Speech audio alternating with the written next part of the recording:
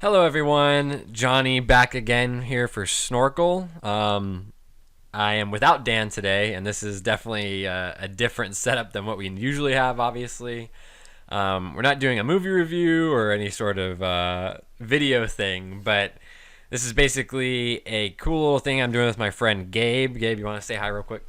What's going on, you guys? It's been a while since I've been on the channel. I think the last time I came on was for Civil War. Maybe Suicide Squad, actually. I think you were That on for that's that. I may have been. I may have been. Yeah. That God, let's not think about that. Yeah, so Gabe is a good friend of mine. He does mainly sports stuff, but he does watch a lot of comic book movies, Star Wars, and a lot of the bigger films. And there's quite the big comic book movie coming out this week. Gabe, would you know anything about that? Um, you talking about Solo, the Star Wars story? Nope, that would be incorrect. So, Infinity War. We're from the time of recording about 4.5 days out. Time this is posted, who knows? But we're mere days away from this thing. Yeah, it's kind of surreal because it's been years in the making. I remember sitting in the theater with Dan and his best friend watching Iron Man back in 2008, and it just blows my mind what has come out of that one movie. And we're really excited. We've done quite a few reviews in the last couple of years on Snorckl, including MCU films, and I think, been pretty obviously critical of some MCU movies, but in recent months, and I know I haven't been able to do reviews on all the different movies because I've been away at college and stuff, but I have really, really been surprised and happy with the last few movies, especially Guardians of the Galaxy Volume 2, Spider-Man, Homecoming, and Thor Ragnarok, and Black Panther, of course. So it's really kind of lining up pretty well for Marvel going into this huge, climactic film. But it's still, you feel kind of nervous just because it's never been done in this way before and with this scale, and you hope that they stick the landing, I guess, so to speak.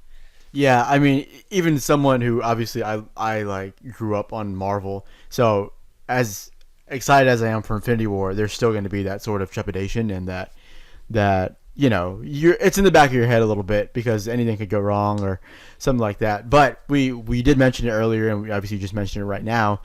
Marvel's 4 for 4 in their last four over the last year or so in Guardians 2, Spider-Man, Thor, and then Black Panther. So they're hitting a stride here. Even Doctor Strange's one before that isn't bad. It's just not quite to that level. So they're hitting a stride now, and you just hope that Infinity War really stretches that out. Right. So I haven't been, he's a bigger Marvel fan than I am, even though I do enjoy the movies for the most part. I have, like I said, I saw pretty much every single MCU film in theaters, so at least once. I think the ones I haven't seen in theaters, maybe just the first Thor movie, and maybe The Incredible Hulk, or maybe I did see Thor 2 in theaters, actually, and the person I went with fell asleep. Yeah, I've been there from day one, been through all the good movies, the not good movies, the great movies, and it's been cool to see it develop. And I guess I'll just say that I haven't been, because I'm not a huge fan, I haven't been rewatching movies. A lot of people over the last few months have been rewatching all the movies, writing all these pieces on them, doing reviews and that kind of thing, kind of as a retrospective series coming up to this. What film is this now? The 18th, 19th, 20th? I'm not even. Is this 18? It might be. This is 19. This is 19. Okay, so 19 films, and that's a lot, and I have college and stuff, so I haven't done all that, but because it is the week of, and I do think it's always cool to go back and watch, especially the ones that are really connecting to Infinity War. Today and yesterday, Gabe and I did a little mini marathon of some movies that we either really liked or thought were really important, for the narrative. And those 6 movies we tried to do it in chronological order of the film continuity. Yeah, so we started with the Avengers, and then we went to Guardians of the Galaxy, then obviously Guardians of the Galaxy Volume 2 immediately after that. Then we went Avengers Age of Ultron, and we'll touch on how those kind of went and how those tie in. Age of Ultron, and then Civil War, and then Thor Ragnarok. So those six, kind of tie in a little bit more directly. Obviously, there's two other films that include in the Infinity Stones that we didn't watch, but these ones definitely tie in for sure. Right, and it's just six films out of all these other movies, but I do think it was cool because some of those films that we're going to be talking about, I hadn't seen them in literally years. So, Age of Ultron, for example, I saw that a couple times opening weekend in 2015 in May, and now it's almost 3 years later, and it was just the first time I saw it again. So it was cool to kind of like refresh and see if my opinion had changed or if it had gotten better or worse in my mind. And I guess let's just kick off. We'll go through these films real quick and talk about the specific ways what we thought. And the important ways in which they tie into Infinity War and that narrative, and then on the second half we'll get into our predictions and our expectations for Infinity War itself. So let's start with Avengers then. Obviously, this was kind of the kickoff for them all getting together, and obviously one of the important things that you saw, or I guess two of the important things that you saw, is we saw two Infinity Stones in that film. So that's obviously two direct tie-ins into what's going to be happening in Infinity War. So the first stone we saw is obviously in the Tesseract. That's the space stone. That's how the cosmic cube. Yeah, the cosmic cube. That's how they can, open that little portal and go from place to place. We see Thanos doing it in the Infinity War trailer. That's in the Tesseract, and then we see the Mind Stone, which is in the Scepter, which ends up obviously in Vision's head.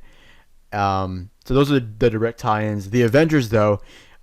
I had watched it last month, but it's probably been a while since you watched it. So how did what did that viewing do for you? Yeah, it pretty much, this viewing, because I saw it at least once in theaters. Obviously, I remember very vividly opening night. And Gabe and I actually went together with Dan, with some of our other friends and family, and obviously, it was this huge. I had seen all the other MCU films except for Thor up to that point, so both Iron Man films, Captain America, the First Avenger, and The Incredible Hulk.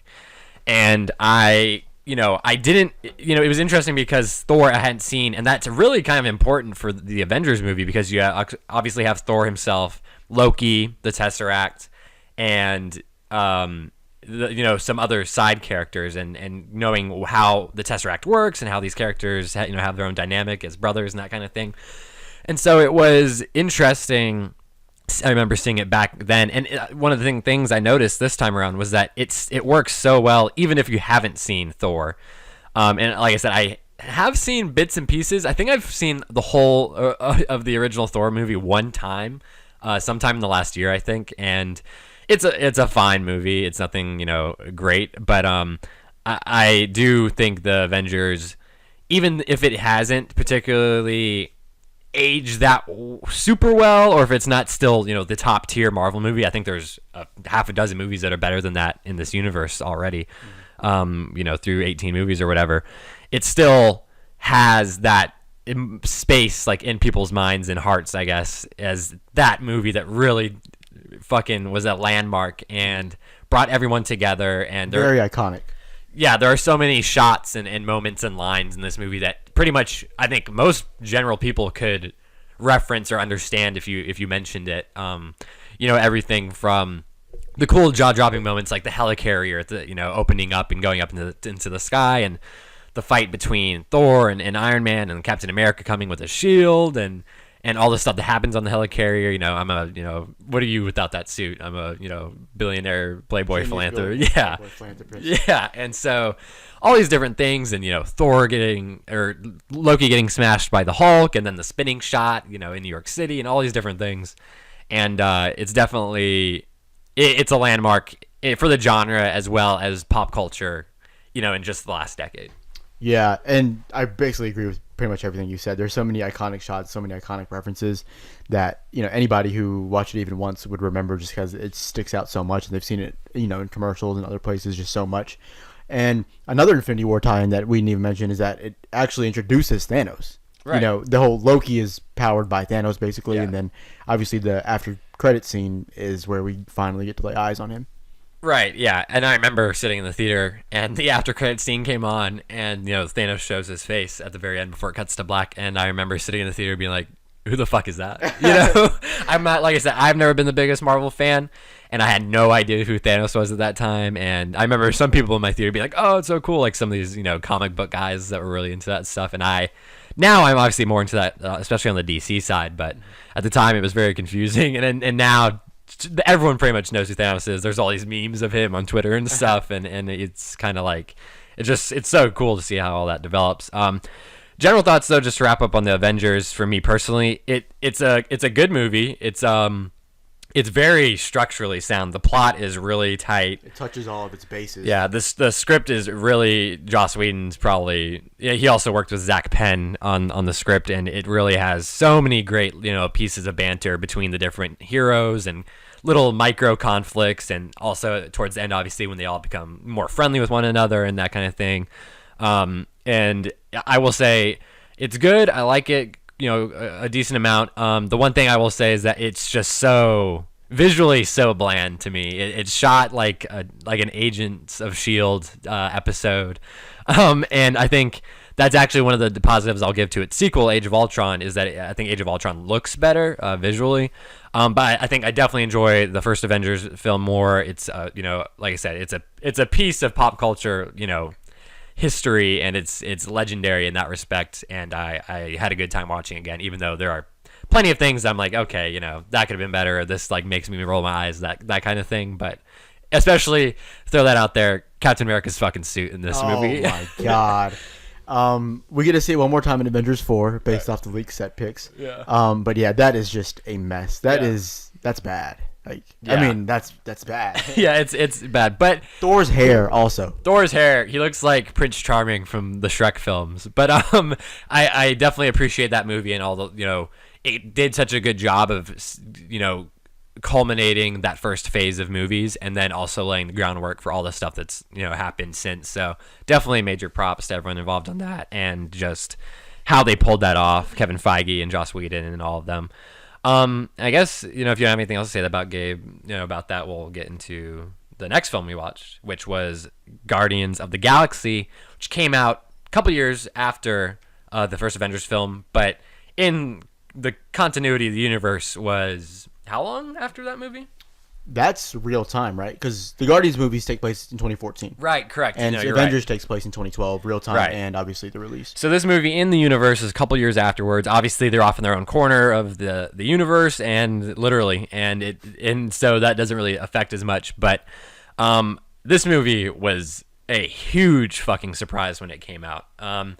And before we get into all that, what about this film ties directly into Infinity War, specifically regarding the Infinity Stones? Yeah, so obviously we get one Infinity Stone in this film. That is the Power Stone. Kind of everything is tied around that. That's the purple one for you guys keeping track. I mentioned the Mind Stone. That's the yellow one in Vision's head. And then the Space Stone is the blue one. So purple stone is what we get here, the Power Stone. Basically, it's in the orb, and that's when we see that right off the bat. Yeah, the stone in this film is probably I won't say it's the most prevalent stone out of all the films, but it is the MacGuffin, the plot device that drives the entire conflict, and that's what everyone's trying to get their hands on. For one reason or another. Everybody's got their own reasons for it, too. Right, yeah, between, Ronan and the Collector and Yondu and all these other people. And so, yeah, that's definitely the main thing, as well as an appearance from Thanos himself, which was his first legit... couple of appearances. His first legit in-film appearance, since the post-credit scene of the first Avengers movie. But here he has, dialogue, real dialogue. Josh Brolin was playing him at this point now, who's obviously playing him in Infinity War. And he definitely, makes his presence known, which was really cool. Yeah, I like the scenes with him. Ronan, he had a line about... if Ronan didn't get him that stone, then he would bathe the Starways in his blood, and that's really great. That's setting Thanos' tone right off the bat in the MCU continuity. But yeah, I mean, Guardians was a huge surprise, like you mentioned. I remember before it came out, we were kicking the soccer ball inside of your house, and we were talking about like, what the fuck are we gonna expect from this thing? Like, What is this? And yeah, it was a very pleasant surprise. It's very good. It's definitely in the top third of Marvel films. Easy, yeah. Yeah. But yeah, I mean, obviously, it's our first real foray into like almost exclusively out of space stuff as well. Yeah, lots of first real cosmic Marvel MCU. Yeah, and so obviously you've got Ronan working for Thanos, and he kind of goes rogue on Thanos. We learn that Star-Lord is half he's has some sort of powers. Obviously, Right. we find out Guardians 2, but he has some sort of powers that allow him to hold the Infinity Stone, at least assisted. Obviously, he's half human. And that's pretty key in just learning who Star-Lord is. I think it gives everybody really, all the main characters, all the Guardians, they get really good backgrounds and really good motivations as to why they do everything. And it sets a good tone. Now, when you go into Guardians 2, we know kind of everybody's MO and what everybody's story is. Going to Infinity War, we know all that stuff as well now. Right, and speaking of setting up characters and their backgrounds and whatnot, especially important for Thanos in Infinity War is Gamora and Nebula, his two daughters, and there's a lot in Drax as well. There's a lot of bad blood, involving Thanos and them, and that is really kind of complex. But it's important to know that Gamora, and Nebula were basically tortured. Yeah. As children. Obviously, Thanos was probably not Dad of the Year material. Also, even in subtle places, they mention that Gamora is Thanos' favorite daughter. Like, he says that right in front of Nebula, and you see Nebula kind of get upset over that. And then you also see, the dynamic between Gamora and Nebula. Obviously, they don't get along well because of what Thanos did. Gamora also subtly mentions that Thanos destroyed her people and her planet in order to like adopt her, steal her, and we see that in the Infinity War trailer. We've seen baby Gamora with Thanos, which is really great, and we'll touch on that later. But that was definitely one of the best pieces that we've seen in any of the trailers. Yeah, I'm excited. I really do love the characters from Guardians of the Galaxy, as I think most people do, especially Gamora, who's obviously more of a protagonist as opposed to Nebula. And so, yeah, I'm definitely excited to see more of that relationship and that backstory. Drax, his involvement was that his wife and child were killed, I believe. And so he wants to kill Ronan in the first Guardians film because he's responsible.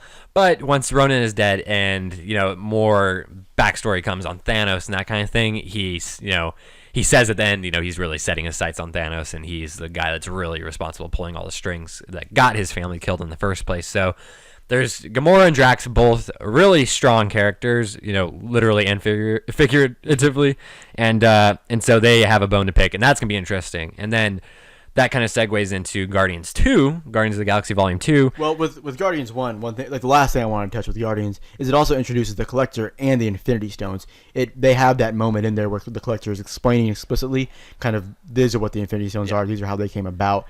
And so this is really the MCU's first, like, okay, this is what they really are. And obviously now everyone knows at this point what they do, and obviously now who's trying to get them. But that's probably the last really important piece for Guardians. And then going to Guardians 2, there's no Infinity Stone in that one, which kind of makes it good because it makes it feel like it's its own really singular, separate story, and it works really, really well in that space. Yeah, I agree. The first Guardians film for me is definitely top 5 of my MCU, I would say, maybe even 4. But Guardians 2, man, it's and we're gonna try to keep this connected to Infinity War as much as possible. But I just want to say I do love Volume 2, and it might be my favorite MCU movie. Honestly, we rewatched it today, and God, that movie is just phenomenal. Visually, it's stunning. The sets and the costumes and all the different colors they use and the cinematography. But it doesn't sacrifice the characters or the writing at all, and the development that they have and the different relationships. It's just so good, and obviously most of that credit goes towards James Gunn, who writes and directs these movies. But yeah, with regards to any Infinity Stones or anything dealing with Thanos, really it's just more background with the characters, knowing what Thanos did to Nebula and Gamora, and that plays a huge factor in Volume 2 because they go more into it. I remember, Nebula goes on that rant to Yondu's main sidekick. Remember when they're about to split up and Nebula's like, she goes on this crazy rant and he's like, yeah, I was just talking about a necklace or something, and so that was really funny, and the humor in both films, both Guardians films, are good. That always lands just about every time. Yeah, that's one of my. I think a lot of people have this complaint, but for me, especially, the humor in the MCU movies for me is hit or miss, big time. If it lands, it's especially good, if it undermines a dramatic or emotional moment. And so yeah, the Guardians films really do a good job of balancing that, and I hope that's kind of more, the vibe that Infinity War has, because obviously the Guardians are going to be in that film.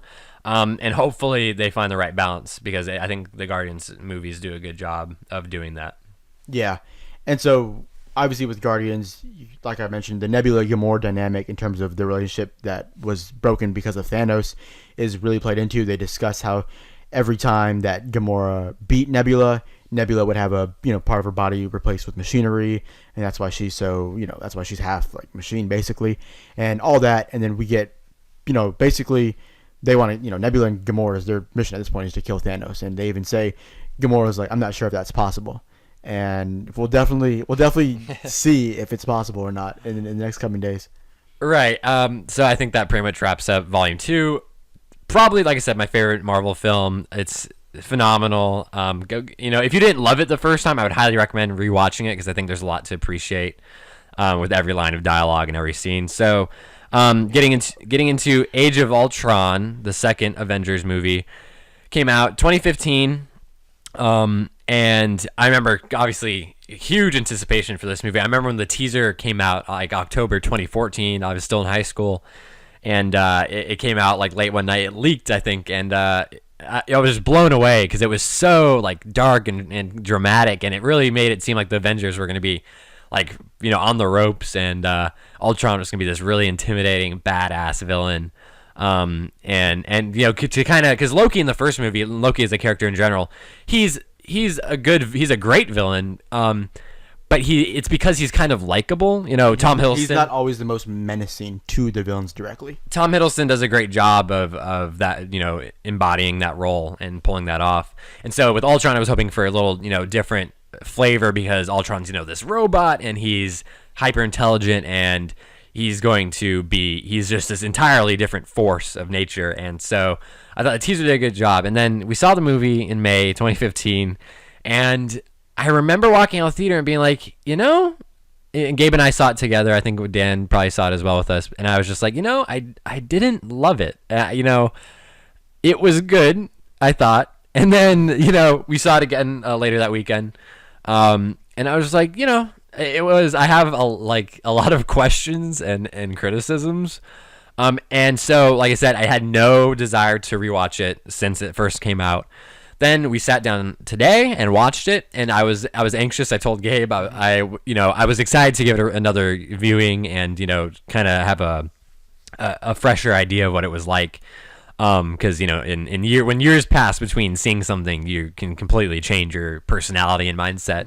But I was also nervous because of how I didn't like it that much the first time. And Gabe, what were your kind of thoughts before you sat down to watch Age of Ultron? Going into it, I even mentioned it. I was like, maybe this will be better because it doesn't have the weight of the expectations. Like, maybe we'll just be able to like it more for what it is without the weight you're totally of that. Right. And that just didn't happen. That just didn't happen. Honestly, it really just went the other way around. Like, it's just so like messy and just so like paced weird. We'll get some momentum a little bit, and then they'll just go to some scene with fucking, say, Black Widow getting trapped and Mark Ruffalo having to come, the Hulk having to come, save her. Just something that's really dull and like, yeah. And then obviously the Hawkeye stuff, they go a little too far with that, I think. Yeah, it was hard, Joss Whedon, I think he's a bit of a polarizing figure at this point, especially since he delved into DC and maybe mishandled Justice League. And so he isn't. I don't think he's a bad filmmaker. But go look at the first Avengers movie. I think that's a good movie, and he did a great job of helping write that and obviously directing it. But and actually, like I said, Age of Ultron I think is stylistically a lot better, looks better. but it just I don't know what he was thinking with some of the stuff that he was writing, and I don't know. I just don't know. The Hawkeye stuff doesn't work at all for me. I think the Thor subplot. I think it was just he had too many balls in the air that he was juggling, and he just dropped some of them, and the whole movie suffers because of it. The pacing is atrocious. Gabe and I were it was a slog to get through this thing, and we were ready for it to be over, like, when there was still, like, an hour left. It's too slow, and So up and down. the highs can be really, comparable to even the first Avengers movie, some of the action sequences. The opening sequence is a lot of fun. Yeah, for sure. And then, the party scene, especially once they try lifting Thor's hammer, that's so much fun. And it sets up another great moment at the end where Vision picks it up. And Vision is a really cool character that gets introduced. But Ultron, especially, that's another negative for me.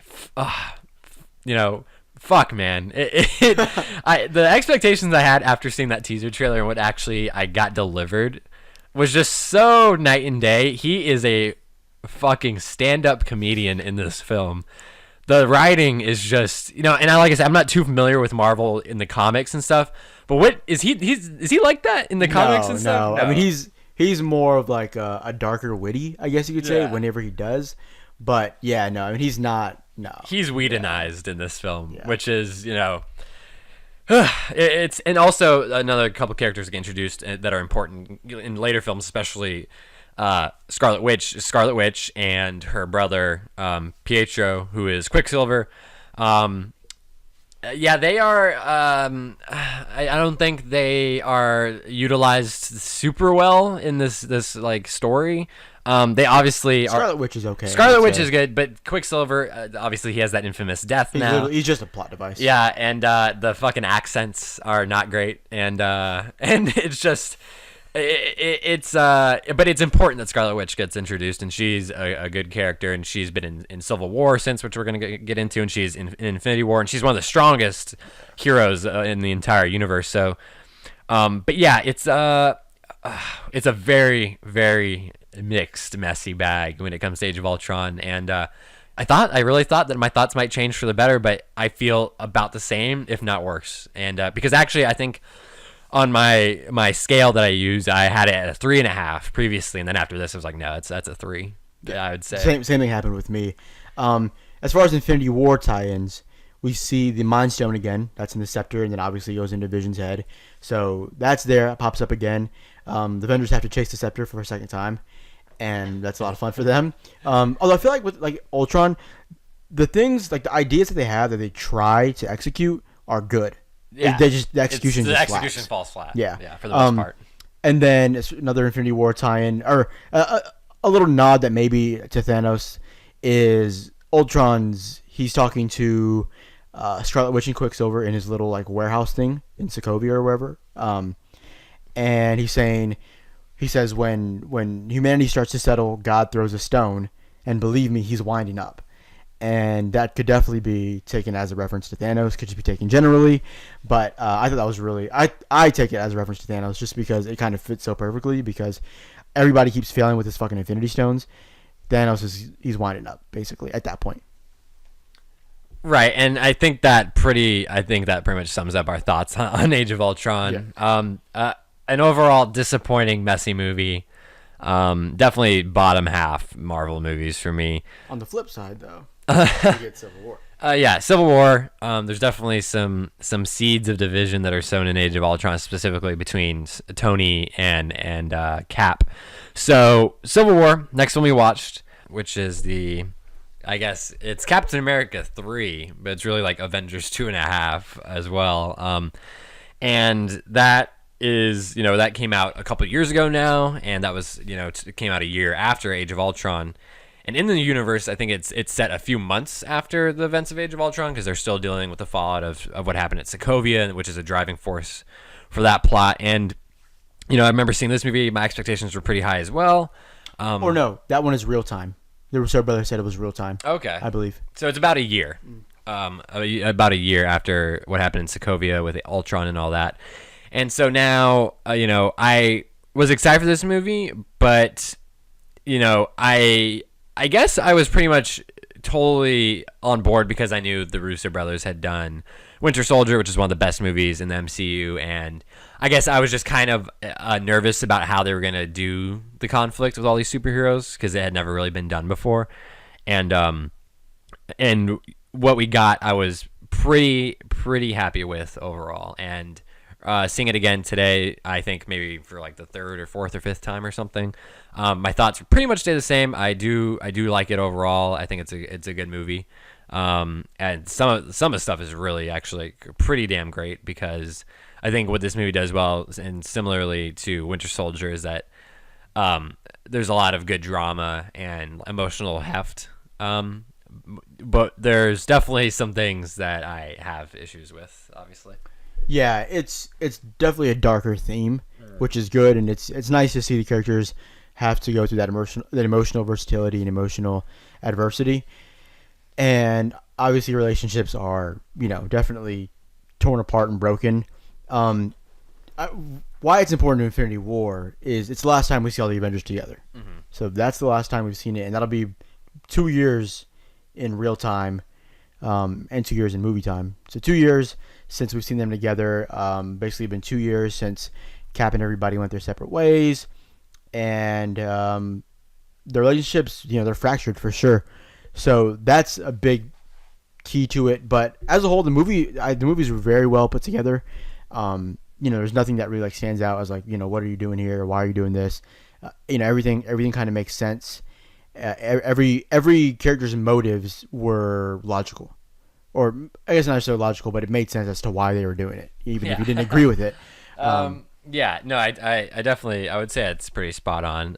Really, the main thing for me is that the whole movie is really pretty serious and emotional and focused on these friends being at each other's throats and family stuff with Tony Stark's parents getting killed, and obviously Cap and Bucky are like brothers basically, and Cap's friendship with Natasha, and it's really it's a really pretty complex because obviously they're trying to balance all these characters out and whatnot, and so it's pretty serious. There's political stuff but where the movie for me is, it could have been one of the top 3 or 4 or 5 MCU movies for me, and for some people I'm sure it is, but to me the one main thing that I do not like is how the airport sequence feels like it's a completely fucking different movie, because the tone once Spider-Man gets there and once Ant-Man gets there, it's just so it's so very much it's like popcorn fun, hey, look at all these superheroes that are fighting but not really trying to kill each other or hurt each other, and what's the real result going to be out of all this? And obviously I think that they do a pretty good job of still wrapping it up well with the fight at the end between Tony and Cap and Bucky, because that's a real brutal emotional fight. I wish something had been done a little bit differently, and I think part of the problem is that they did get the rights to Spider-Man, and so they really wanted to get him in there, and so I think just it suffered a little bit because of that for me, but still definitely I would say a top 10, top 8 MCU movie. It's solid, really solid. Yeah, and the main problem for me is that, like you mentioned, they're not really trying to hurt each other or kill each other. The stakes don't feel high at all in the film.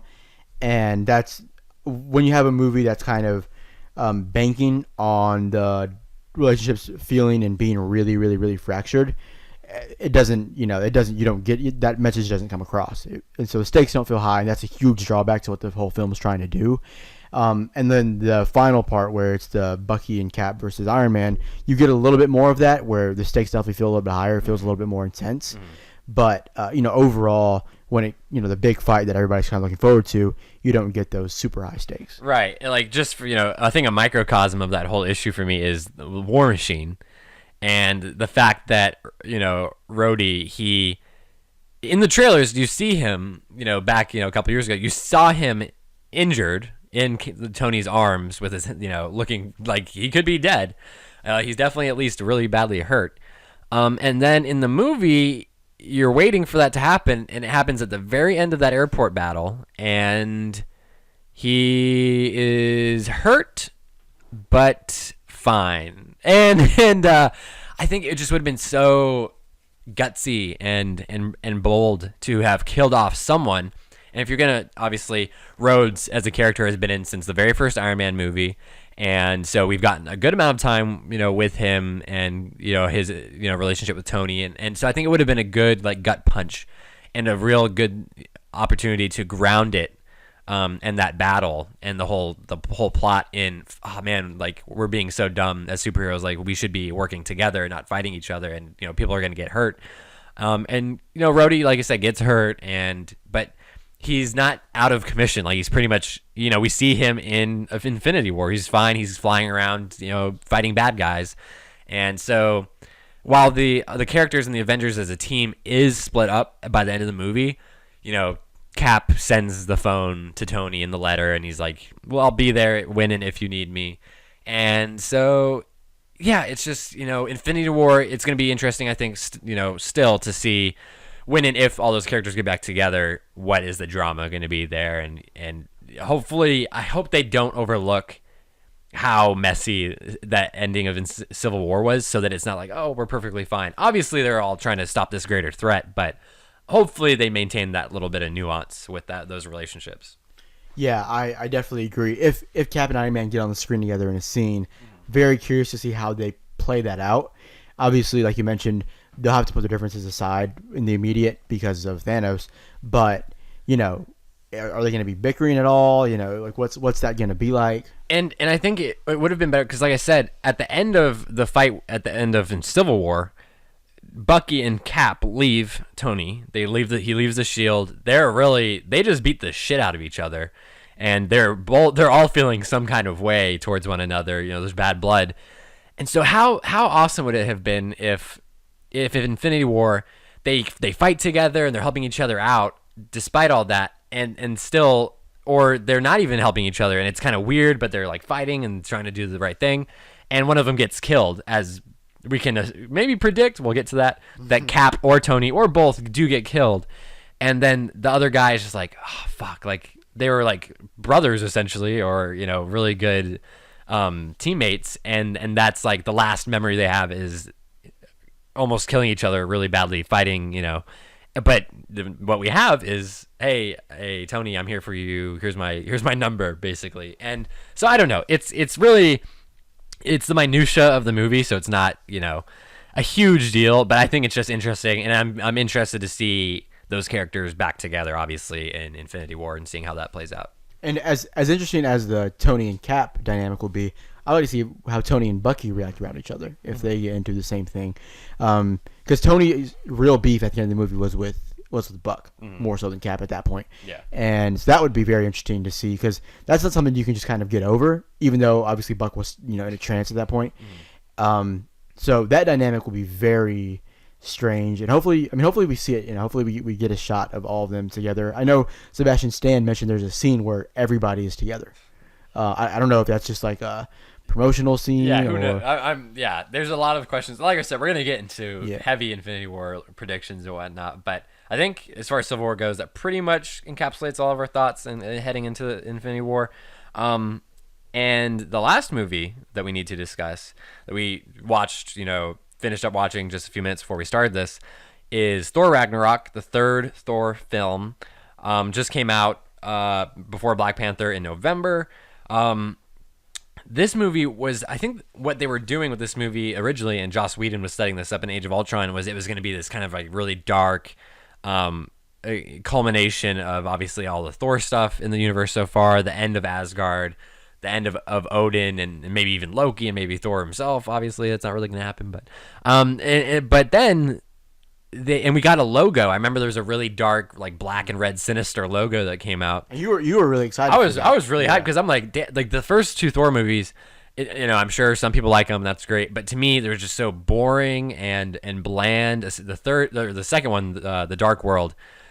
Oh my God! One of the worst MCU movies. It is so goddamn boring and disinteresting, and so I was really excited. I was like, okay, there could be some good drama in here. You have all these characters: Odin, Loki, Thor set up, and you can bring in obviously Heimdall and all these other people.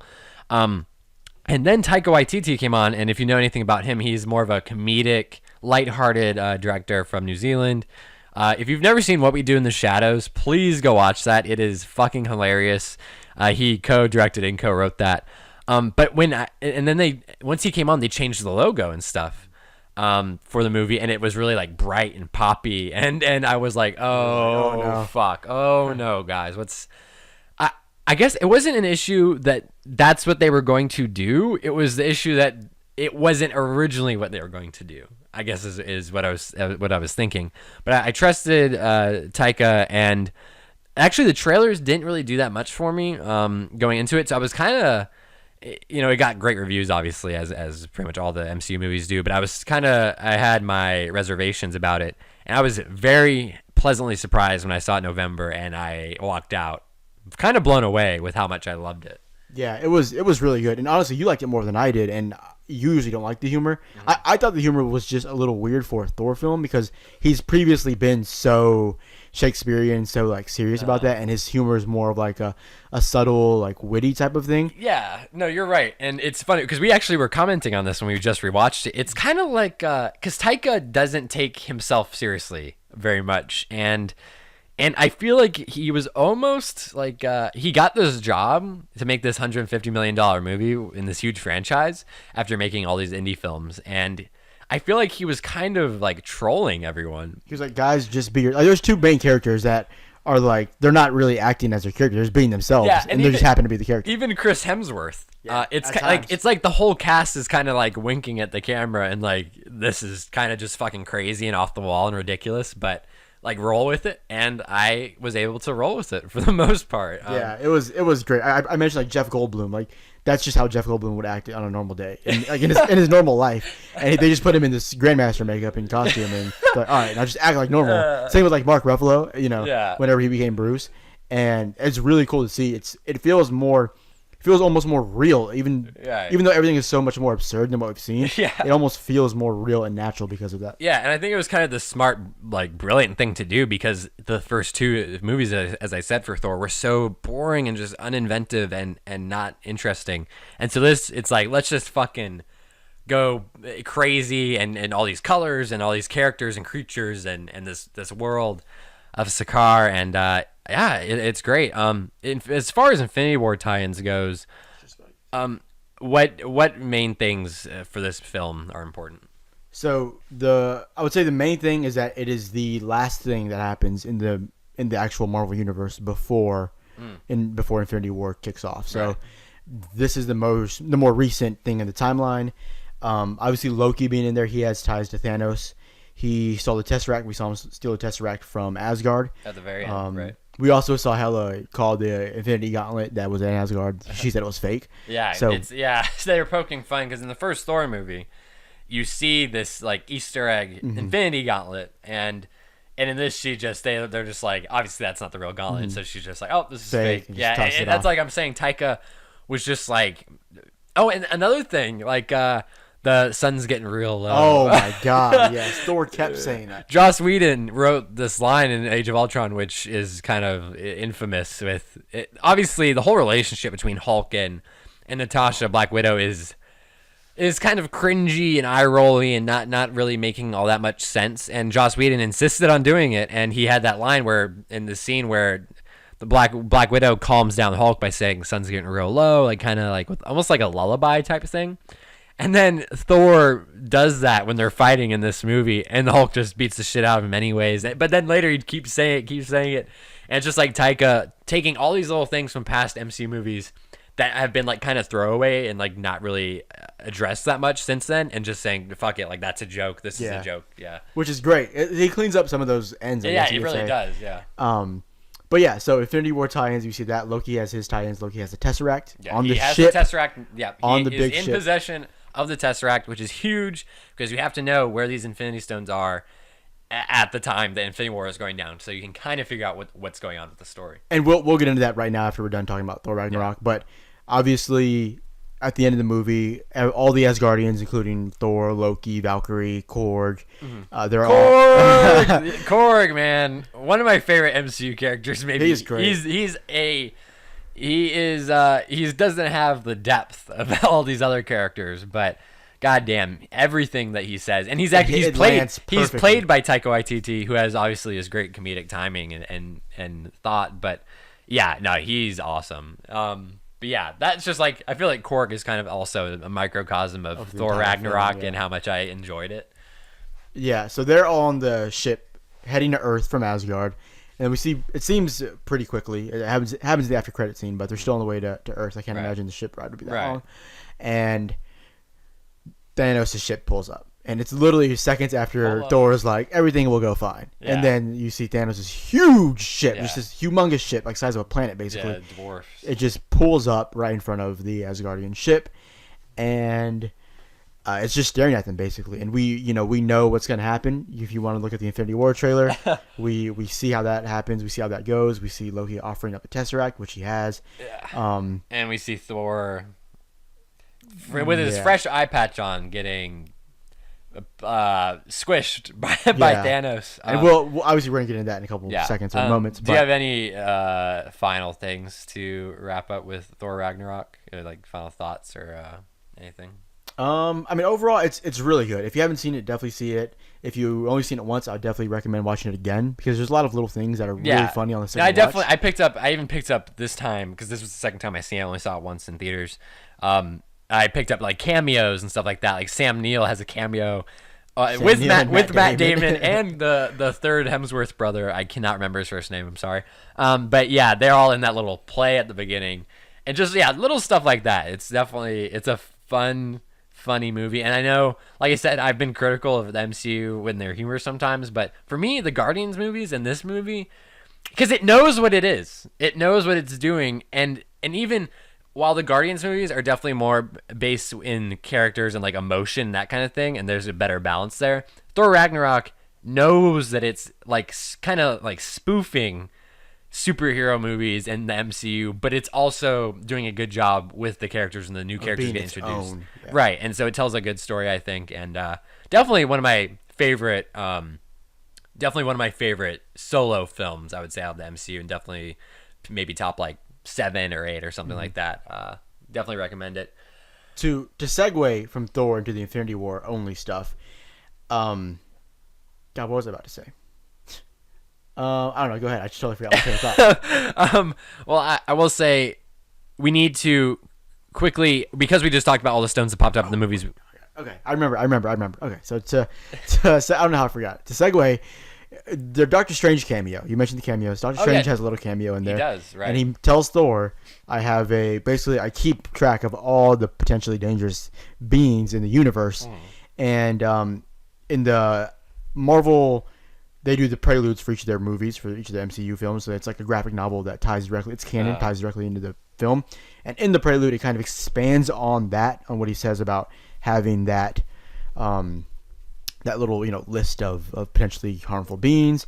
And he doesn't have Thanos on it. And then he's talking to Wong, and Wong's letting him know about the Infinity Stones and sort of that dynamic. And it'll be interesting to see kind of what Strange reactions are to Thanos. And then, at the time Infinity War starts and we see him there, what does he know exactly at that point? Right. And how much is still going to be new to him? That's going to be an interesting piece. Right. So quickly, we're getting strictly into Infinity War stuff.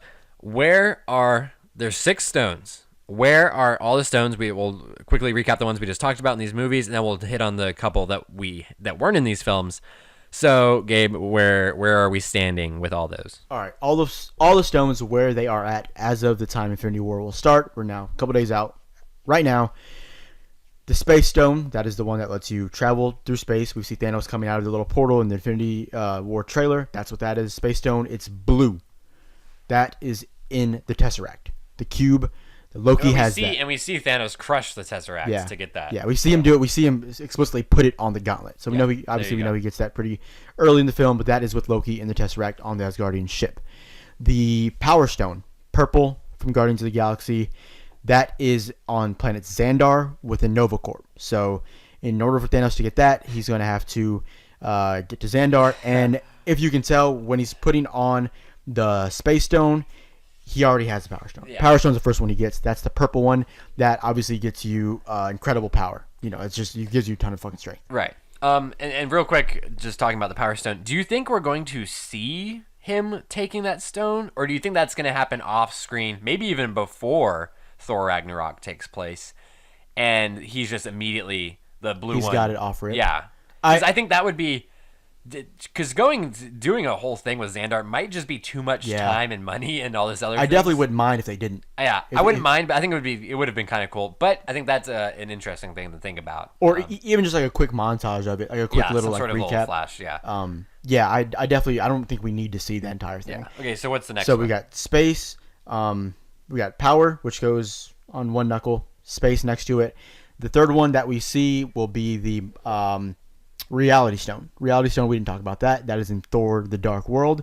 That is in the Aether. Is, yeah. And that is The red located... one. Yes, red. That's red, and that is with the Collector. The Collector has that for safekeeping right now. And in some leaked footage, we've seen the Collector in some tough times. him and his lab are in some tough times. It's safe to assume Thanos is getting that stone from the Collector. Yeah, and, we'll see if Benicio del Toro plays the Collector. We'll see if he makes it out of this film alive. I have a suspicion that he does not.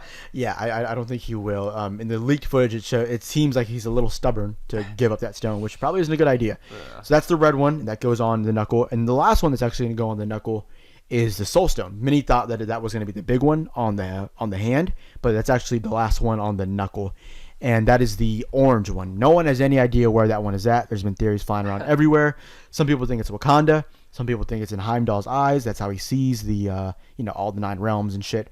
Soul Stone basically allows. That's probably the more powerful stone. And even in the Prelude, the Marvel graphic novel Prelude, Benedict Wong says not much is known about the Soul Stone, but based off what is known, it could be the most powerful one there. Not much is known because the Marvel executives haven't told me. Yeah, basically. And so it'll be interesting to see where he gets that from, how he gets it, if it's a big deal or not. Do you think that after all this, it has to be a big deal? I think it would be kind of annoying if it was just kind of a write-off, like, oh, it's here, and he's just gonna get it real quick. Like, I think it has to have some sort of more significant location, because you have all these people like wondering like where the hell is it, and then I think to say oh it's right here, or like something insignificant would just be kind of a letdown. Obviously there's a lot more going on in this movie and it wouldn't be the biggest issue, but I think it would be surprising if it wasn't somewhat significant. Yeah, in Wakanda, or something to do with maybe like Heimdall, as he was saying, or something like that. I personally don't think it's with either of those two. I have no idea, but I don't think it's. I think it's a cool little like mystery. So I think they should capitalize on that. Yeah, it's somewhat interesting. I don't think it requires a big sequence or anything like that, but a nice, interesting piece would be nice. And then on the thumb, we've got the Time Stone. That's the green one. That is with Doctor Strange in the Eye of Agamotto on his necklace. That's his green thing that he controls time back and forth. That goes on the thumb.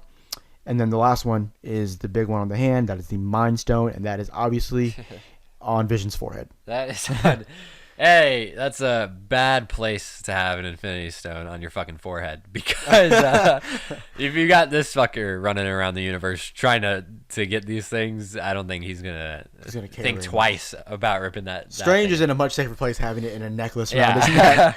But no, okay, so that very good job laying all those out. And one interesting piece that potentially could be a spoiler alert is we've seen a shot. It's nothing leaked. You can go view it. Yeah, it's out in the public. Yeah, it's a shot, but you have to view it on the Marvel Instagram page, because if you view it on the YouTube page, the wide screen, it actually cuts it out. So if you do it on Instagram, I can't remember which trailer it is, but it's like not a trailer, it's a little clip. But it shows Thanos walking through one of the space portals, and he's got all 4 of the Knuckle Stones. He's got the Space Stone. At that point. He does not have the Mind Stone. Can't wait till if he has a Time Stone. But right, and I think the interesting thing is with the Time Stone and the Mind Stone is that those involve the specific hero for each one of those. So you have to, which makes sense for those to be last. You have to combat both of those guys and find a way to get it away from them, because Doctor Strange and Vision are both very, very powerful characters, 2 of the strongest guys out there. So, and we know that Vision is part of the little group that goes into Wakanda in the trailers.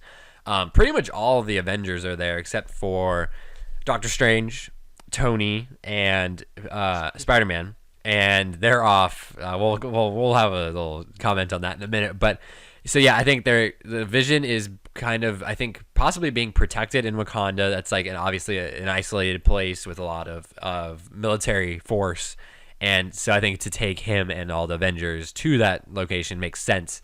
But yeah, it'll definitely be interesting to see what happens to that. You also see in the trailer some of the Black Order trying to rip the stone out of his head, and I would assume that takes place before they go to Wakanda. That's probably the reason they go.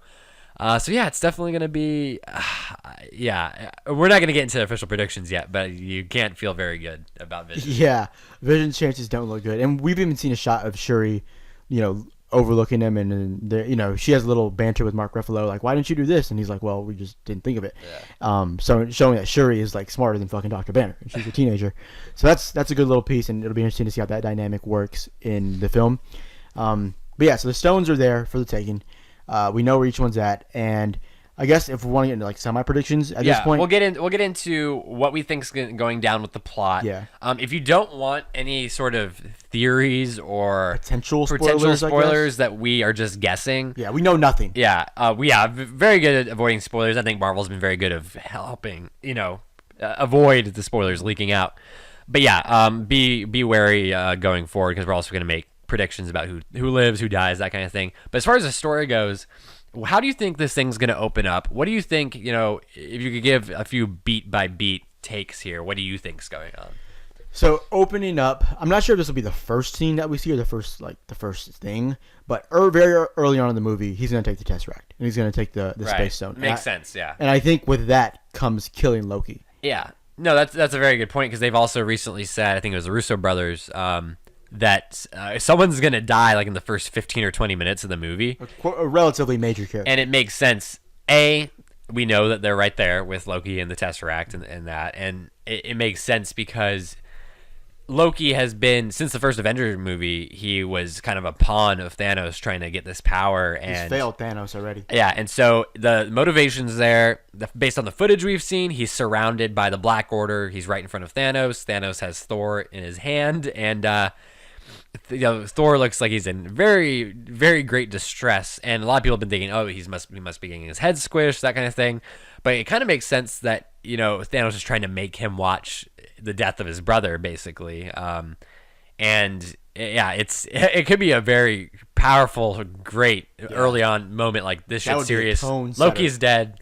He's been in all these movies. People love him. He's fucking dead. Like, he's escaped death so many times that Thanos just does it within the first 15 minutes of a film. That is how you set a tone. Yeah. As far as Hulk goes with that situation, because he's on the ship too, my guess is that somehow... Shit, I hadn't even thought about that. My guess is that somehow Thor's escape. Like transport Hulk. Thor's like, get Hulk, because he has a space stone and Loki knows how to use it. So he's like, transport Hulk, get him to Earth now. And that leads into the scene we've seen in the trailer where it's Dr. Banner in the Sanctum, in Doctor Strange Sanctum, and then you have Strange and Wong looking down at him with the big hole. Yeah, that's a good. So that's a very good point. Actually, my guess is he gets transported to Earth and he falls right through as Hulk into the and Sanctum. Then turns back. And so that's how. Hey, if you're gonna choose a place to fall, I guess it would make sense to fall where Iron Man and Doctor Strange are. And Thor knows that place. Thor knows Strange. He knows that Strange is an important figure in terms of keeping cosmic balances in check. And Thor could be like, Loki, send him there now. Right. And so that's... Yeah, that makes a lot of sense, actually. I didn't even... As a matter of fact, Thor probably... They could work it to where Thor remembers the exact address. If you remember in Thor Ragnarok, he has the card with the exact address of the Sanctum. That would make a whole bunch of sense. What do you think about, as far as... we know that Thor meets up. He's left out in space, I guess, by Thanos. Maybe left for dead. We know that he meets up with the Guardians of the Galaxy based on the trailers and whatnot, and all the promotional materials showing Thor with the Guardians. How do you think that is going to go? And we all have also seen lots of clips that people have been looking at where Star-Lord and Drax and Tony and Peter and Doctor Strange as well, they're all together on some sort of planet trying to battle Thanos. Is Thor around for that? Like, where is he at in that situation? So my guess is Thor goes with Rocket and Groot They get trioed along. They get tagged together. That makes sense. For Thor to go make his new weapon. Ooh, yeah. To go make Stormbreaker, and you see him and use that famous shot it's been in all the fucking clips is him pulling those machines together, and I'm assuming somehow that is the way he gets that new Stormbreaker. Obviously, unfortunately, we've seen it leaked in Funko Pops and little toys and sets and whatnot, so we know he gets that weapon, and that's I'm assuming how he makes it. It's very interesting. We have not seen Thor in any action shots, not one single action shot. He hasn't wielded anything. He hasn't punched anybody. Yeah, Thor he looks perpetually constipated, whether it's He's Thanos always yelling. Thanos with his head or trying to make this machine work or whatever the hell he's doing. Yeah, it's that's definitely interesting. Also, I want to get your thoughts on, we know presumably at the beginning of this film there's an invasion in New York City, and we see Peter Parker sees it, and Doctor Strange and Tony Stark are together with Bruce Banner, and they see it, and we know that Peter and Tony both end up on the spaceship as it leaves. And Doctor Strange is also there because we later see him talking to Peter Parker. He's like, "Oh, we're using our fake weird names." And so what do you think is going on with that trio of the major superheroes, Strange, Stark, and Peter? What do you think is their role in the movie while they're away from Earth? And obviously, see, they run into Star-Lord and Drax at some point, and they have to fight Thanos on their own. Yeah. So in how they all end up together at the Sanctum, at Doctor Strange Sanctum, it actually kind of leads into what I was saying about Hulk landing in the Sanctum. I think Hulk, he talks to Strange about it. He gets kind of debriefed, and Hulk's like, "We need to call Tony Stark." He calls Tony Stark over. Sense. Yeah. They're all there, and then Strange is debriefing him. You see Tony saying, "Tell me his name again." He's obviously talking to Strange. Yeah. In the trailer, it's cut like he's talking to him. It makes more, it seem, yeah, it's but clearly he's talking to Strange. So he's getting debriefed, and then we see them later on walking out. You can see people running on the outside, and then we see them in the streets. And he has the bleeding edge armor comes out, which is fucking gonna be great. I think it's gonna be great. But basically, my guess. So we see Corvus Glaive and Proxima Midnight go to Vision in probably Scotland. I believe that's where they're at. And try to get that stone. Then they would know that the time stone is in New York. So maybe it's another thing like that, where it's just another failed mission, and they send maybe he sends Ebony Maw, or he goes, or Cull Obsidian goes, and something to try to get the time stone. And I would guess that I mean it has to be something with a stone, because I don't know who else or why else they would go. I don't think. My initial thoughts aren't that Thanos goes to New York there. Thanos probably never steps foot in New York. I don't think. No, I think that's pretty safe to say. Yeah, and then so obviously I think it's some sort of ship. It looks like Peter gets on it. Yeah. He's kind of fighting on it, and initially you see him on there with his generic bland cloth uniform, cloth costume. And then I'm assuming Tony. When do we see him on there with that? Like the first when he first goes on there. Really? Yeah. Do you remember he rips off his mask once they get to space and he falls back? Oh, I don't remember that. I thought he was wearing the I thought he was wearing the Iron Spider one the whole time. Well, so what I think happens is he goes up immediately. Obviously, he can't breathe in space. Once he gets to space, he rips off his mask and he starts falling back. And you can see Tony is coming up behind him. He's following him. You see Tony blasting up there. In that shot, I think he kind of gets him, saves him. He kind of attaches the Iron Spider and kind of surrounds, encompasses him, and then he's able to function out there again, is my guess. And then somehow transport them to, my guess is it's planet Titan, which is Thanos' home planet, which is destroyed. Sense, yeah. It looks kind of, it looks like rugged. It looks and rugged weird, and messed up. So my guess is that it's Titan, is where they go to. And my real confusion is I don't know how the Guardian people end up there. Yeah, I don't really. No, you're right. I don't know. Like I said, we're trying to figure out how are the Guardians split up. Who is Thor with when we see Star-Lord and Drax together? Where's Gamora? And if Thor splits off with a couple of the Guardians, are they going to be able to meet back up with the Guardians later? Or are they going to go straight to Earth? Like, what is the game plan there? Because it's so interesting, because the Guardians we know are out in space, obviously. We know Peter and Strange and Tony are off in space. I'm also wondering, how does Strange get up there? To that planet? His portals. That's my guess. Well, I think he gets onto the ship before it even leaves Earth with the portals. Yeah. That's possible. Yeah. I just that's because he sees it and he knows that he's gonna see or know that Peter and Tony are heading up there. So I think that would be logical. But yeah, it's just that's my biggest question with this whole movie. How do these two different factions that are millions of miles away from each other, presumably, end up in the same place eventually? Wakanda, presumably, because they're having that huge battle. And we see Thanos in Wakanda because he is, that famous shot now where he's basically trying to crush Captain America with his hand, and Captain America is standing up to him. If Thanos is there, then the others have to be there too, right? Like they would have to be coming back to Earth to like help out or something. It's very, I have to give Marvel props because they've done a good job of confusing people and avoiding spoilers and stuff. So this is definitely a movie where it's I feel like with a lot of comic book movies, it's, I can guess, this is going to happen, this is going to happen, this is going to be the ending. But here it does feel like all bets are off. It's hard to really guess who's going to be where and when and how it's all going to be resolved. Yeah. And we see Thanos fighting them on Titan. Obviously, we see Spider-Man Right. kicking him. We see him punching the shit out of Iron Man. Yeah. We see Strange putting the steps for Star-Lord. Star-Lord, I think that's going to be a lot of fun. All that dynamic. Star-Lord and Peter fighting side by side. I hope it's not too much fun. Star-Lord and Peter fighting side by side could be a blast, though. Just those two and the way they act.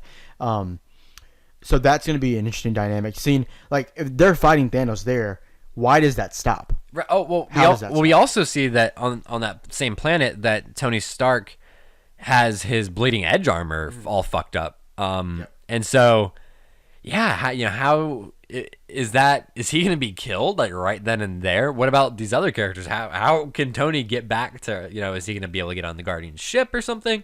Like, why would Thanos leave if they're still alive? Right. Well, shit, same question. Why would he leave Thor out in the middle of fucking space and while he's still alive?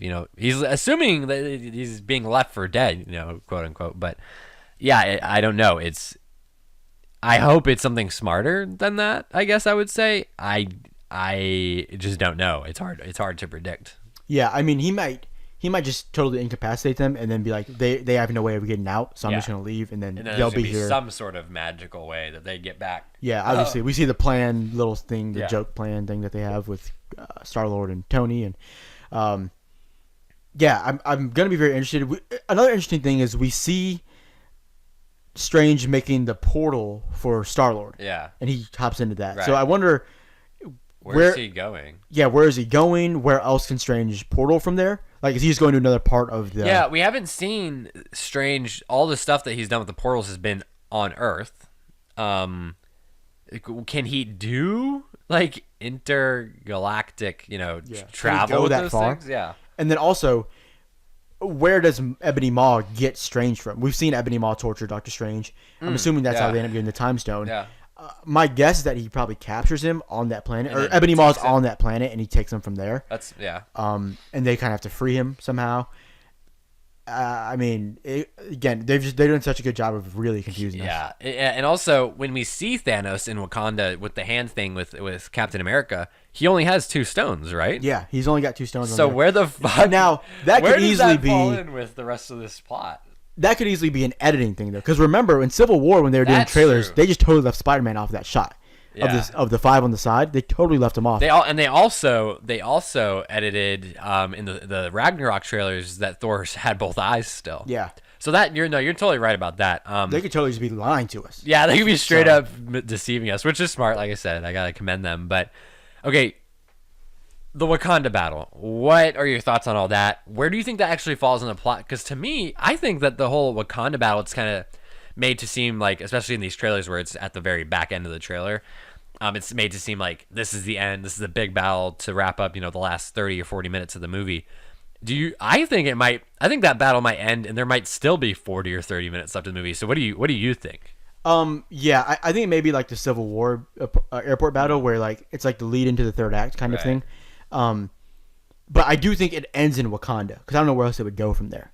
Like maybe that unless Thanos has to get somewhere else for a stone or something. He's got the last 2 are from Strange and the last 2 we see. What if Vision gets away? Then so that's an interesting thing. But the thing is, where would Vision go? If there's this huge military force and all these Avengers, wouldn't it be so easy for Vision to just like scoot away like in the chaos? Unless obviously they might have some sort of way of tracking his stone and knowing where he's at. But it's fun to talk about and theorize, and I'm totally curious to see what the hell happens.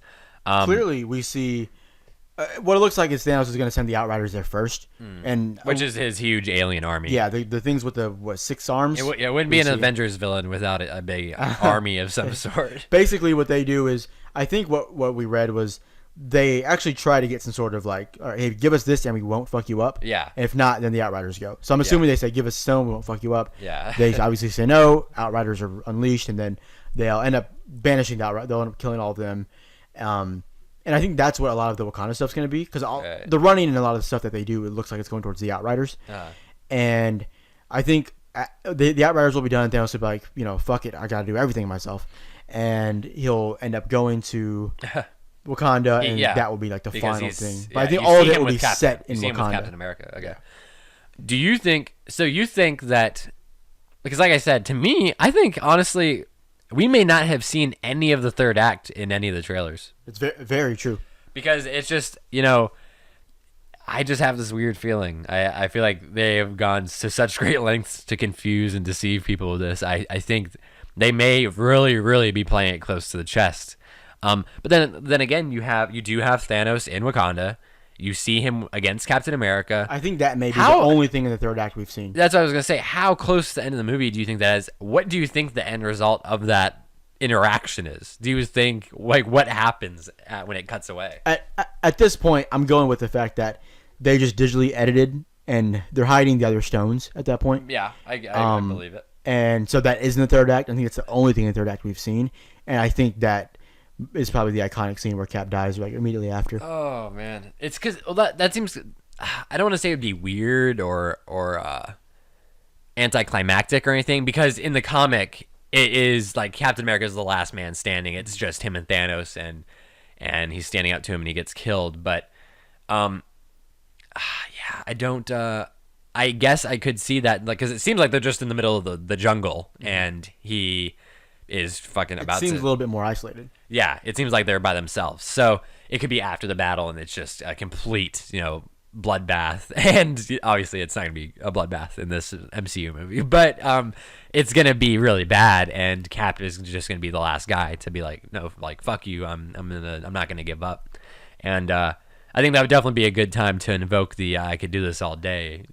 We line. need that. Yeah. That, and then I mentioned it if they did a thing where he's like, I can do this all day, and he doesn't even get to finish day, and then Thanos wipes him out, because it's such an iconic line, and Thanos just has no fucks about it. Yeah, like he doesn't care about your sentiment. No regard for human life. As a matter of fact, in the comic, he says Cap is like, as long as there's one man who stands against you, you can never rule.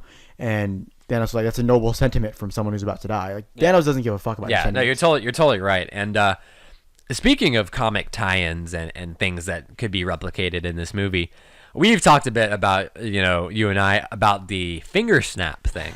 And so if you're not familiar in the Infinity War, storyline in the comics, basically Thanos at one point in this huge battle, he gets all the gems, all the stones in his gauntlet, and he snaps his fingers, and half the universe dies, including all these, like, a bunch of fucking superheroes.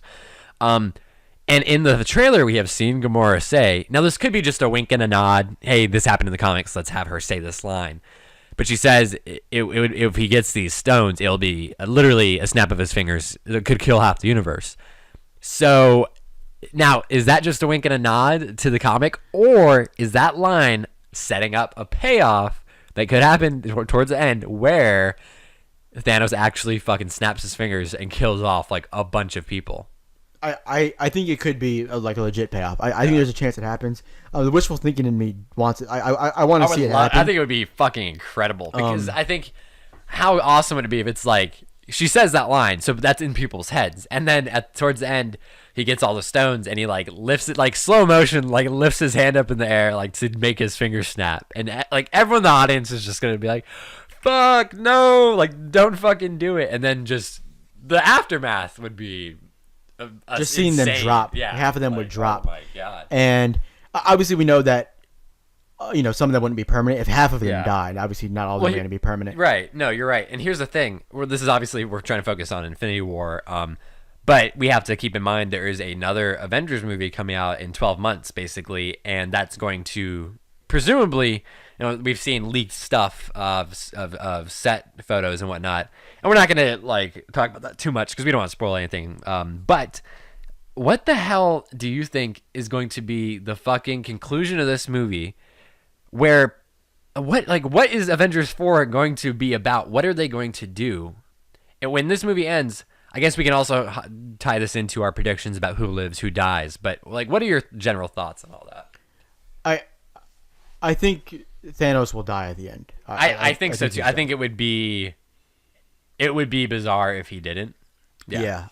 He definitely won't have the gauntlet at the end of the movie. No.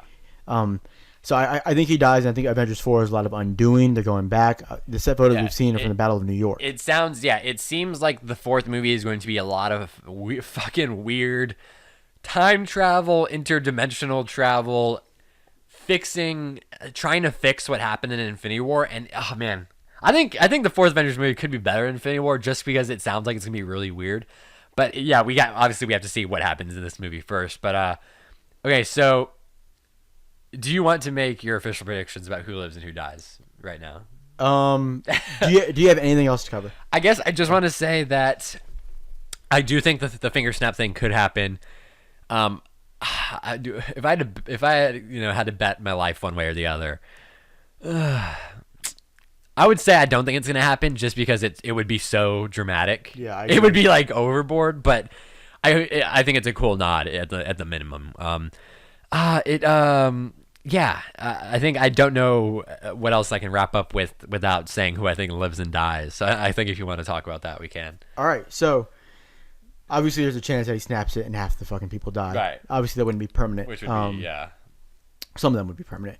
So the easiest death, or the second easiest death, is Cap.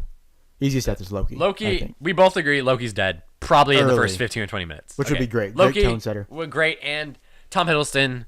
I think he's done an amazing job in the role. I think he's ready to move on. So I think, Loki for sure I think will die permanently. I think he's done. Yeah, which would be a very smart and good move. Yeah. And then I think Captain America is done permanently, but it's so weird because we know he's in the fourth one, but we also know Chris Evans is ready to hang it up. He's done after the fourth one. He said that. So. But the fourth one, his roles may only be flashbacks. Right, yeah. Man, yeah.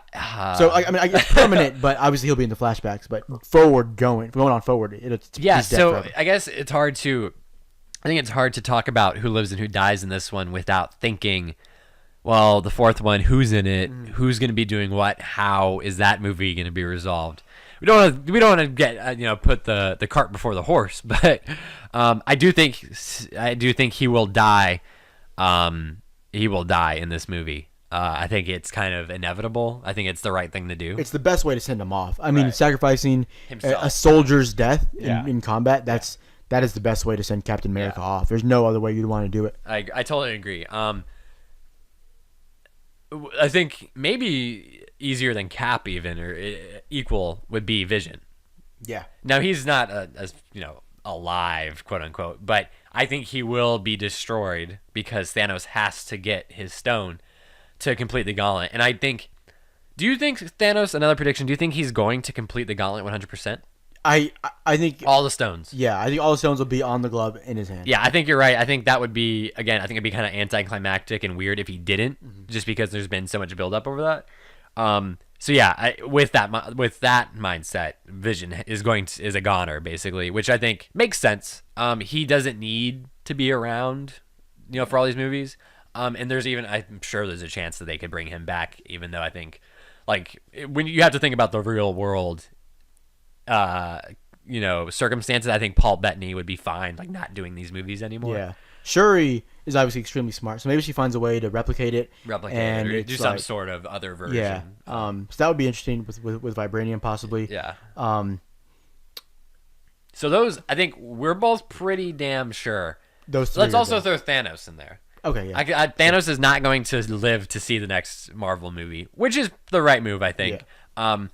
But yeah, so I think Loki is definitely dead first. And then Vision is going to be dead. Cap is going to be killed by Thanos most likely, and Thanos himself will be dead. Now, who do you think Thanos is presumably going to kill or have some sort of hand in killing Loki and Vision and Cap? Do you think he's going to personally kill Vision, by the way? Or do you think someone else is going to pull that off? Because we know the Black Order tries to get it. I think it would be kind of weird if then the Black Order gets it. Yeah. After that, I think when they have more help. I think Thanos has to do it. Yeah. Thanos might just rip it out of his head. Loki. Do you think Thanos again? I think is he just going to watch as the Black Order kill him? Okay. Because if he's holding Thor's head, he's gonna watch. Right, he's gonna tell him next to you, which is fine. Right. Now that leads me into who do you think? If we think Thanos is gonna die, who do you think kills him? Who are the main contenders? Thor. Whoa! Has to be Thor. I was not expecting that. Okay. Who are the main contenders, though, if you didn't have to have just one person? You've got Thor. You've got the survivor of Gamora and Nebula, and I'll get into that. Right. Drax. Drax. These are all very powerful characters. Yeah. And they have personal vendettas. Yeah. So why do you think it's Thor? We haven't talked about this, really. Well, Thor's arguably the most just like brutally powerful.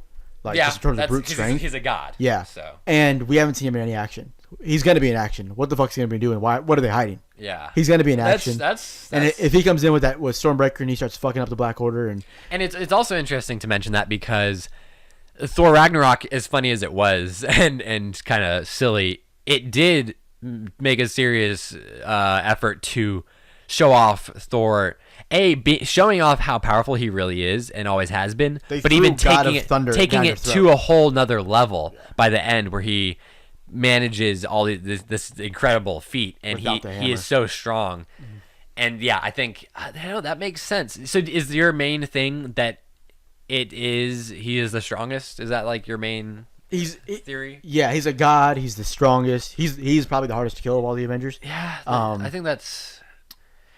And it may not be a single person. It may be a combination. It could be a combination. No, you're right. But I think who's going to strike the final blow? Because, like, for example, in Justice League, R.I.P., what we see, it's Superman does the freeze breath to Steppenwolf's axe, so that and then Wonder Woman shatters that, and then Steppenwolf is like swarmed by his parademons and then gets killed or taken away.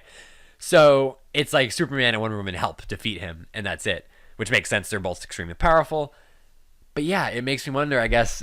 I think it will be some sort of team effort. I don't think it's going to be one person. It should be a team I'm standing effort. up to you, Thanos. Yeah. But yeah, I think it would be really cool and important to make sure that at least one of the Guardians gets involved because they have those personal vendettas. I think they need to have that paid off in some sort of way. I think Thor may do some sort of thunder lightning that kind of like freeze, like not freeze, but like it really, what's the word? It hurt. Incapacitates. Yeah, it kind of incapacitates Thanos. He can't really move, and then just kind of like Gamora or Nebula just kind of come in and just or Drax. Drax would be great. Personally, for my just personal, it would be so cool to see Drax do it. Drax has killed Thanos in the comics before, right? Yes. Yeah. Right. And in the main Infinity Gauntlet comic, Nebula actually takes the gauntlet off of Thanos' hand. Yeah, that's right. So that could be something that plays and comes true. Yeah, we haven't considered any. Do you think?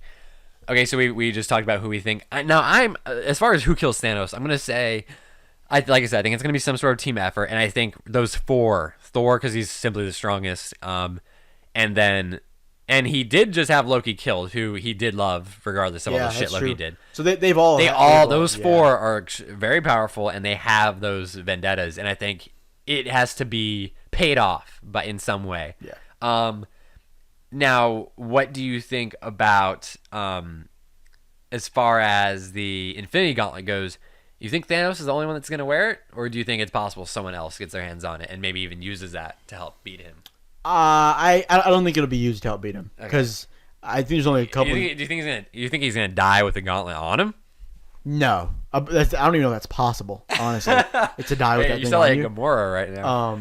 Yeah. I think it'd be nice if either Gamora or Nebula took the Infinity Gauntlet off of him. That's what happens in the comics with Nebula. She takes it off of him after he like almost killed her, and he takes it off. She takes it off, and then that obviously makes him more vulnerable. So I think maybe something like that will happen. But I'm not sure if anybody will use it against him. It'd be cool to see that. I'm not sure, but you have to have a special power. Who the hell would be able to even wield that? I would guess Thor. That would be fucking incredible. Vision would be if he were alive. But he's not gonna be. So yeah, Star-Lord would be able to use it, I would assume. Yeah, that could be possible. Well, no, he lost his powers so he's pretty much all human now. Basically. That's right. So yeah, the list is limited. So okay, as far as living and dying goes, we've already hit Thanos, Loki, Vision, Captain America. Who else are you willing to throw in that ring and really claim? I think like I said, we have talked about the general ones, but I haven't really heard you say any crazy stuff. one of his daughters is going to die, and I'm not sure if it'll be permanent. I think that's a good call. Probably One theory, and I think it's some storylines in the comics. You have to sacrifice someone you love in order to use the Soul Stone. Yeah. And the only person that qualifies for Thanos is Gamora. And we've seen shots in the trailer of Nebula kind of going apeshit on Planet Titan and going after him. We've seen Iron Man having to hold a yelling Star-Lord back. Oh God, that is also interesting. I'm getting fucking nervous right now. So Gamora may die. That I don't think would be a permanent one. Fuck me. No. I would hope not, because honestly, I'd want to see her back. I think if Nebula dies, though, that's a permanent one. Yeah. See, I think that's why it's kind of an easier call to say Nebula, but I wouldn't bet the farm. Yeah, I wouldn't bet Gamora would Hawkeye's be more farm shocking. either. Gamora would be more shocking for sure. So, Man, she could very well die, even regardless if they have to. No, you're right. I do think one of the sisters is up for grabs simply because. What about Drax? Because I think it could make these things even more tragic. They've obviously had these bad things happen to them because of Thanos. Is them dying in the attempt someone doesn't to get the payoff. revenge. Yeah. That's I think Drax is a candidate. I think he's a real candidate. He doesn't get to pay it off.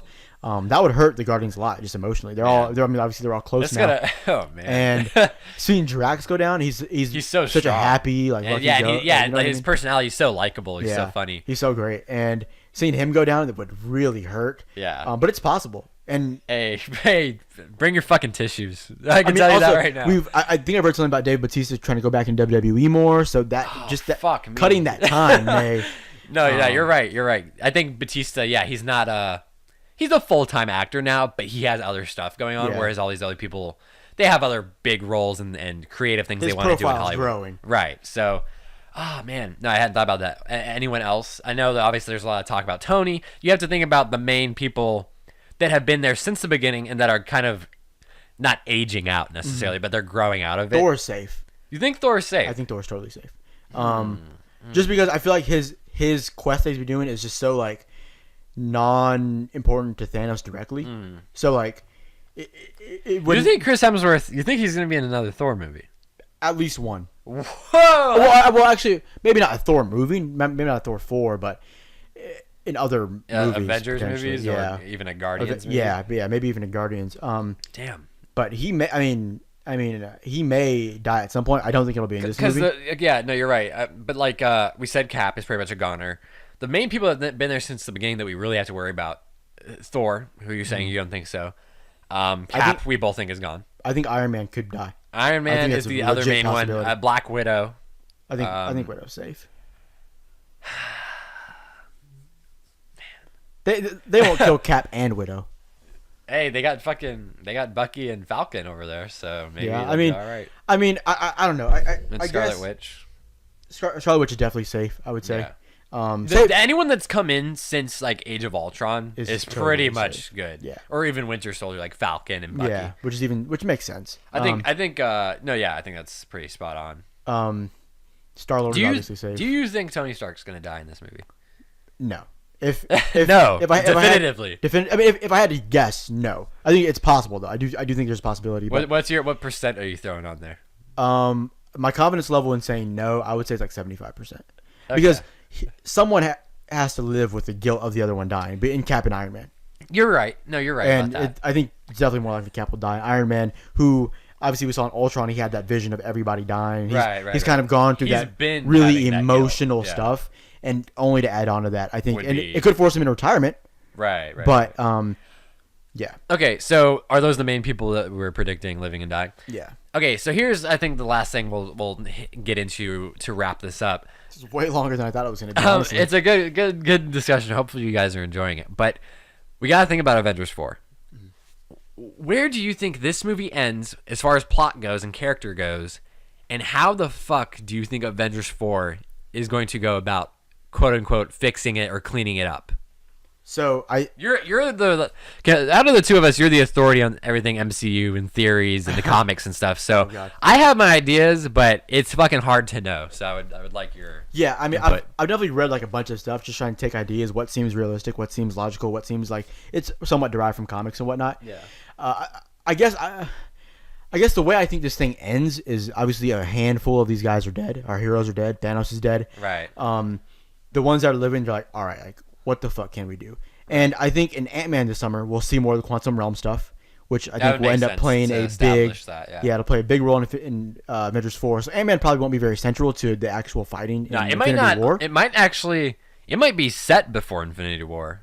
Maybe it may be because we haven't heard confirmation either way. Because it would make sense. I think it'd be a little weird to have because Captain Marvel, which we know comes out between Infinity War and Avengers 4, is also set in the 90s as a prequel. So I think that would be smart. But you can also, not only do you avoid kind of conflicting with what's going on in the two Avengers movies, but you can still talk about and establish more quantum realm stuff. Yeah. So yeah, and they'll do that, and I'm not even sure which method they use to fix everything. It could be the quantum realm, could be the time stone. They go back in. Yeah. My guess is more so quantum realm though, because I don't know why they would pick this spot in particular to kind of introduce that. Right. If it wasn't that, and also we've seen kind of the damages that Yeah. the time stone can have in terms of just reciprocal. Okay. Yeah. Okay. You're right. So we're gonna talk about. We have to talk about this because set photos have come out from Avengers 4 when they were filming it. If you don't want to know anything about Avengers 4 or how Infinity War might affect that, Just like, subscribe, and get out. Thanks for listening and watching. But I think we gotta talk about this because it's in our heads and we need to theorize. In the set photos, I don't have them in front of me, but they have basically it's back to New York during the first Avengers movie, where the Avengers are taking on Loki and the Chitauri and stuff. But Ant-Man is there. Ant-Man is with the Avengers, and in the comics, Ant-Man is a founding member of the Avengers. And they are all wearing weird stuff on their suits. Like some sort of VFX are going to be done afterwards.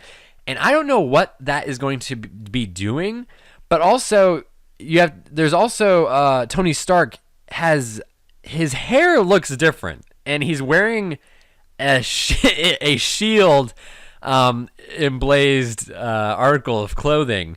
So I don't know.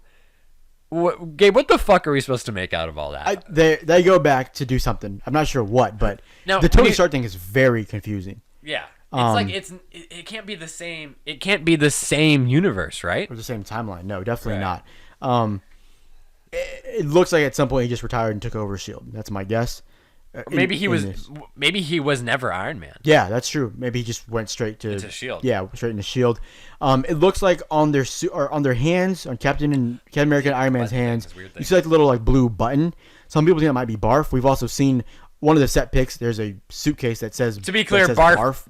Oh shit! I didn't know that. Yeah, it says barf. Well, clear up what is barf. Barf. I don't know what it specifically stands for, but if you remember in Civil War, it's basically what Tony Stark's little therapeutic memory thing that goes back. It was kind of like a virtual reality. Yeah, it goes into the hippocampus and you can go back in memories, but it's mainly just for kind of remembering and getting over traumatic events. Yeah. So that doesn't really seem like it would apply there. But like I said, there's a set pic with a briefcase that's open. They're looking in it, but on the back of the briefcase, you see it says barf. Okay, well that's a fucking. I did not know of that set pic. That's a huge fucking deal.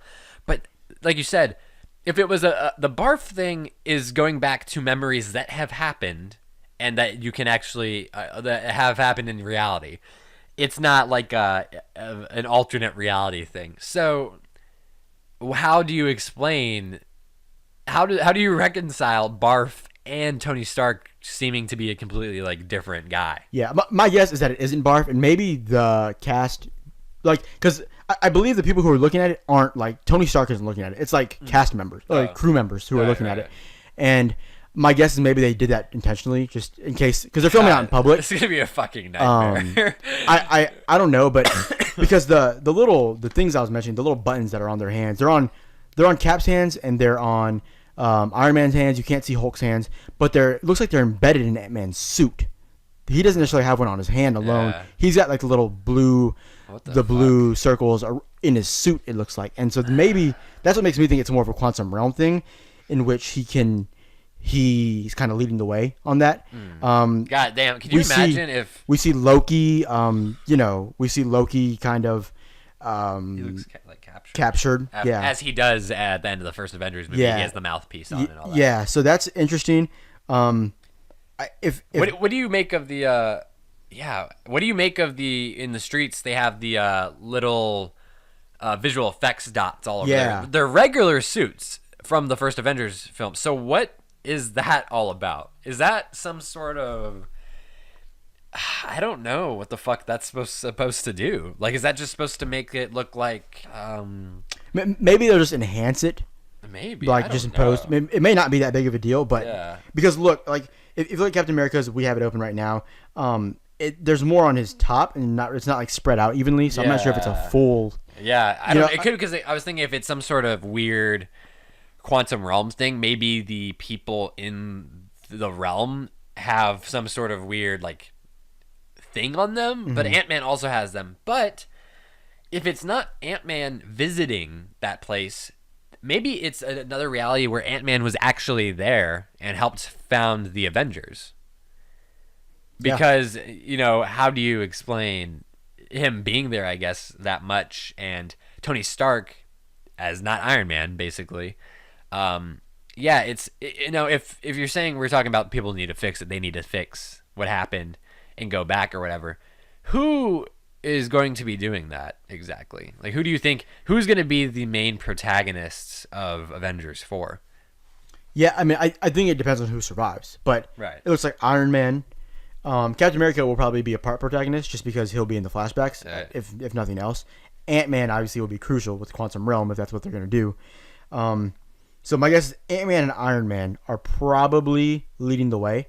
They're the smartest. That would make sense. Yeah. And then obviously Ant-Man's the most knowledgeable on the Quantum Realm. Yeah. I'll be curious to know if Strange does anything with the time or like. Presumably, I think we both think Strange is going to live through Infinity War. Yeah, maybe Strange kind of oversees things and lets them know, like, hey, like this is what happens if you fuck up with it. You know what I mean? Yeah, he stuff can, like that. He can go to the future as well, I believe. Right. So maybe he's kind of like the Watchtower guy. He's like, all right, this is this is kind of what happens if this happens.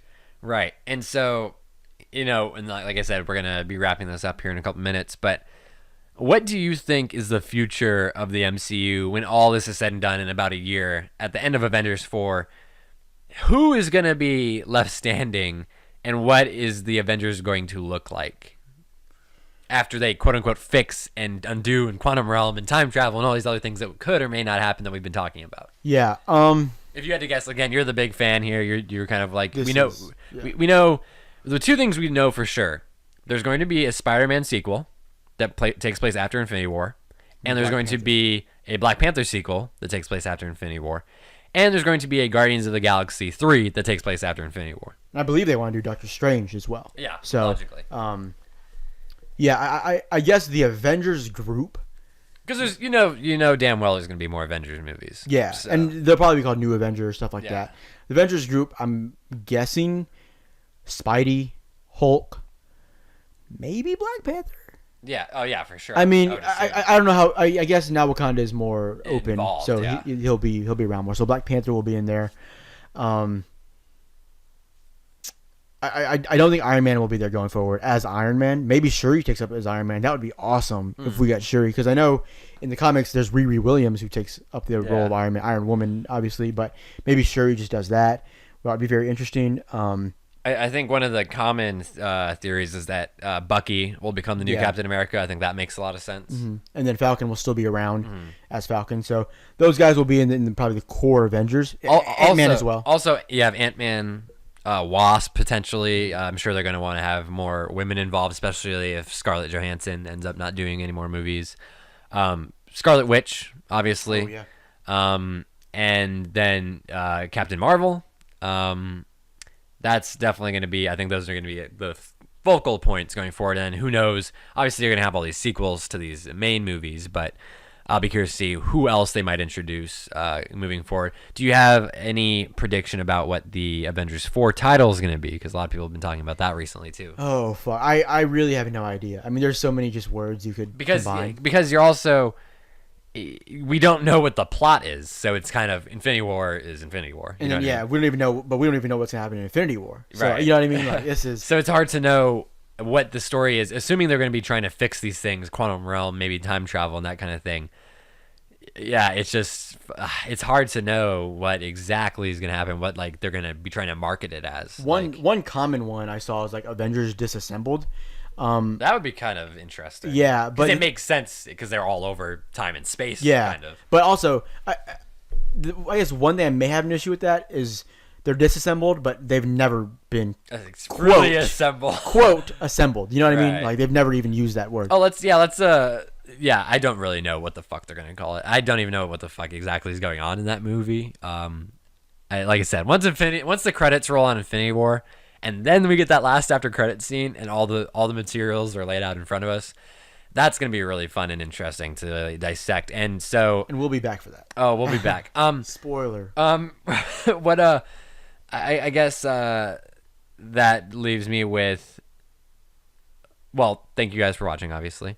Listening. Gabe, do you have any other final thoughts or predictions or anything with Infinity War or the MCU as a whole? No, I mean I'm super excited for this thing to get here. I mean, obviously, this has just been what I've been waiting for years and years now, and then this last couple months have been very excruciating. But yeah, so we're a couple days. I'm just really excited to see it. I'm really excited to get out there. I'll be there 3 or 4 hours early. Yeah. Yeah, we got. I'm just ready for it. I mean, we're not gonna get anything new at this point. Yeah. I'm just ready to see it, and I'm really excited to get back on this and then recap it. Yeah, I'm incredibly excited. I like I said, I've been kind of cynical about the franchise in general, but the last year or so has really got me rejuvenated and excited, and they've, like I said, they've done a great job of keeping things, from leaking and getting fans really making this into an event that people are really looking forward to and excited about and wondering what's going to happen. Like I said, me and him, we're going to be seeing it in IMAX, the biggest screen in our state, and it's going to be a jam-packed house. I'm sure, like I said, we're going to be getting there hours early. It's going to be a lot of fun, and then as soon as that ends, we'll be flying back, driving back to Gabe's place, and we will be doing another recap little podcast for you guys.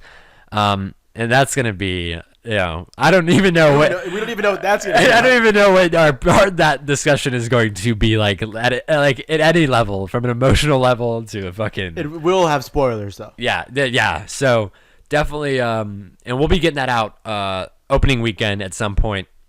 We're going to the Thursday night showing, obviously, but it may not get up till Friday or Saturday or Sunday. We obviously want to make sure that everyone gets to see it, and then they can understand and enjoy what we're talking about. But really appreciate everyone for taking the time to listen and watch and hang out with us. If you have any comments or theories, obviously, please leave them in the comments below. We will get back to you. We love, obviously, theorizing and talking about all these different aspects.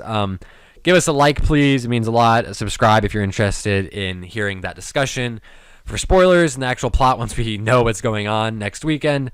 And check out our other videos, obviously. We have some movie reviews, some trailer reactions, that kind of thing. Dan and I will be bringing plenty of content later this summer. And Gabe, I'm sure, obviously, he's going to be doing the post-Infinity War discussion, but I'm sure that will not be the last thing he does with us.